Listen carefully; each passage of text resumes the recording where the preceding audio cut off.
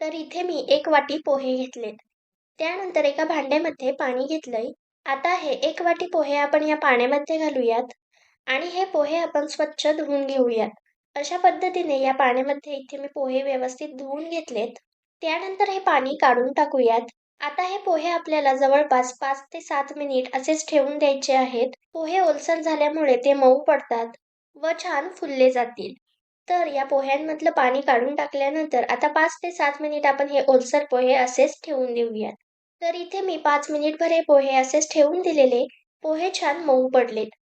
आता आपण हे पोहे एका प्लेटमध्ये काढून घेऊयात. अशा पद्धतीने आपल्याला हे पोहे असे छान मऊसर बनवून घ्यायचे आहेत.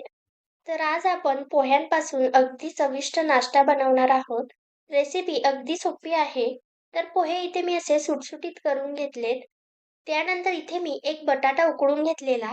त्यानंतर हा बटाटा मी अशा पद्धतीने मॅश करून घेतलाय. तर हा मॅश केलेला बटाटा आपण पोह्यांमध्ये घालूयात. त्यानंतर यामध्ये बारीक चिरलेला कांदा घालूया. इथे मी एक कांदा बारीक चिरून घेतलाय. तर हा पोह्यांपासून बनवला जाणारा पदार्थ अगदी झणझणीत होण्यासाठी इथे मी मिक्सरच्या भांड्यामध्ये 3 ते 4 लसणाच्या पाकळ्या घेतल्यात. 1 इंच आल्याचा तुकडा व 2 हिरव्या मिरच्या घेतल्यात. आता आपण हे मिक्सरला जाडसर वाटून घेऊयात. तर इथे मी हे मिक्सरला व्यवस्थित जाडसर वाटून घेतलंय. अशा पद्धतीने आपण हा ठेचा तयार केलाय. हा ठेचा आपण या पोह्यांमध्ये घालूयात. त्यानंतर यामध्ये चवीनुसार मीठ घालूया. 1 चमचा गरम मसाला, 1 चमचाभर धनेपूड व 1 चमचाभर जिरेपूड घालूयात. इथे मी अगदी थोडंसं लाल तिखट घातलंय. त्यानंतर इथे मी एक लिंबू घेतलाय. आता आपल्याला यामध्ये अर्ध्या लिंबाचा रस घालायचा आहे. तर इथे मी 1 चमचाभर म्हणजेच अर्ध्या लिंबाचा रस घातलाय. त्यानंतर यावर बारीक चिरलेली भरपूर कोथिंबीर घालूया. आता आपण यामध्ये सर्व साहित्य घालून घेतलंय. आता हे सर्व साहित्य आपण व्यवस्थित मळून घेऊयात व याचा व्यवस्थित गोळा बनवूयात. तर इथे आपले पोहे सुद्धा छान मऊ पडलेत. त्याचबरोबर आपण बटाटा उकडून घेतलेला आहे. त्यामुळे आपल्याला हे व्यवस्थित मळून घेता येईल. यामध्ये पाणी घालायची गरज पडत नाही. पण जर तुम्हाला पोहे थोडेसे कोरडे वाटत असतील तर 1 चमचाभर पाणी घालू शकता. परंतु जास्त पाणी घालू नका. पाणी न घालताच हे आपण मळून घेतलंय. आता या मिश्रणामधून एक गोळा घेऊयात. हा गोळा आपण व्यवस्थित हातावर मळून घेऊया. त्यावर दाब देऊयात व अशा पद्धतीचा पोह्यांचा कटलेट तयार करूयात.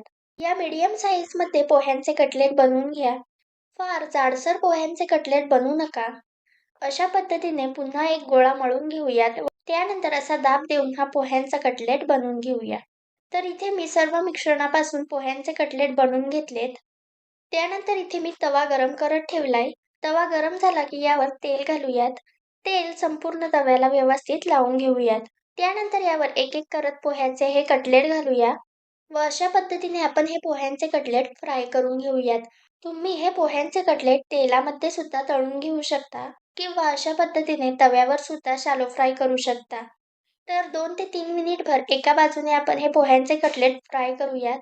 त्यानंतर हे पलटून घेऊयात व दुसऱ्या बाजूने सुद्धा आपण हे व्यवस्थित फ्राय करूयात. वर छान कुरकुरीतपणा आलेला आहे. तर हे पोह्यांचे कटलेट आतपर्यंत शिजेपर्यंत आपण ते पलटून घेऊयात. अशा पद्धतीने आपले पोह्यांचे कटलेट तयार झालेत. ओल्या नारळाच्या चटणीसोबत सुद्धा खाऊ शकता. रेसिपी कशी वाटली ते कमेंट्समध्ये नक्की सांगा व रेसिपी आवडली असेल तर व्हिडिओला लाईक करायला विसरू नका.